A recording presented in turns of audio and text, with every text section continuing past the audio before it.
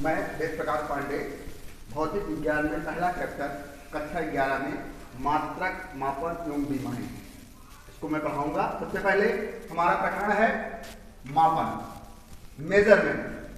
आप देख रहे हैं मेजरमेंट, देखिए नाम से ही स्पष्ट है मापन। मापन का मतलब किसी चीज का नापना। तो जैसे कोई दी हुई राशि उसी प्रकार की राशि का कितना गुना है, यही आपका मापन कहलाता है। ठीक है, कोई दी गई राशि किसी राशि का कितना गुना है, जो भी राशि हो, कोई भी भौतिक राशि वो अपने का कितना गुना है, यही आपका मापन कहलाता है।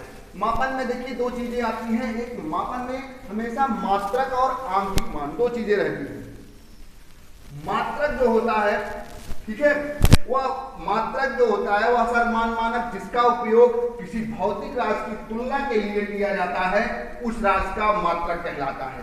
भौतिक राशि की तुलना के लिए किया जाता है, उस राशि का मात्रक कहलाता है। जैसे लंबाई का मीटर है और द्रव्यमान का किलोग्राम है, इसी प्रकार समय का सेकंड है।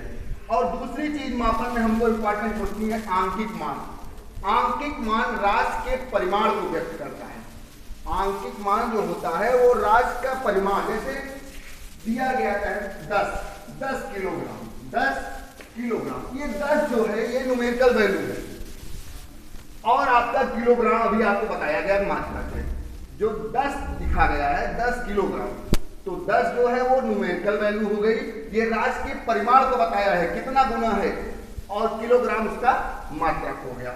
अब सबसे पहले मूल राशि और मूल मात्रक आते हैं। फंडामेंटल क्वांटिटीज एंड यूनिट्स, ऐसी राशियां जिनको किसी दूसरी राशि के पदों में व्यक्त नहीं किया जा सकता, ऐसी राशियों को मूल राशियां और उनके मात्रकों को मूल मात्रक कहते हैं। जैसे लंबाई मूल राशि है और इसका मात्रक हो जाएगा मीटर। फिर से ध्यान दीजिएगा, मूल राशियां एवं मूल मात्रक। देखिए मूल राशियां वह राशियां होती हैं जिनका उपयोग करके हम और बहुत सारी व्युत्पन्न राशियां भी उत्पन्न कर सकते हैं। देखिए ऐसी राशियां जिनको किसी दूसरी राशियों के पदों में व्यक्त ना किया जा सके, ठीक है, ऐसी राशियों को मूल राशियां तथा उनके मात्रक को मूल मात्रक कहते हैं। जैसे लंबाई मूल राशि हो गई और इसका जो है मूल मात्रक आपका मीटर हो गया। इसके बाद आपका आता है दूसरी व्युत्पन्न राशि और व्युत्पन्न मात्रक। ठीक है, व्युत्पन्न derived quantities and units. Fundamental quantities और यूनिट में क्या था कि ये किसी दूसरी राशि के पदों में इनको नहीं व्यक्त किया जा सकता था।